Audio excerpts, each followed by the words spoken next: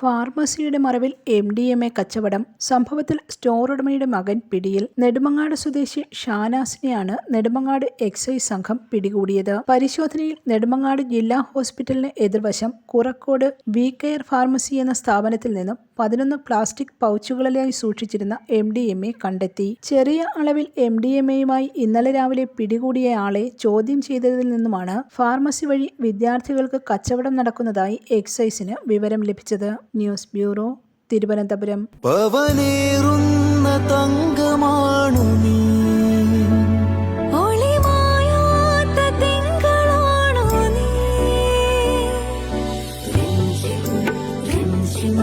കൊഞ്ചം നിലാ എന്നും സ്വന്തം രാജകുമാരി. Be a Rajakumari. Rajakumari Gold and Diamonds. The trust of Travancore.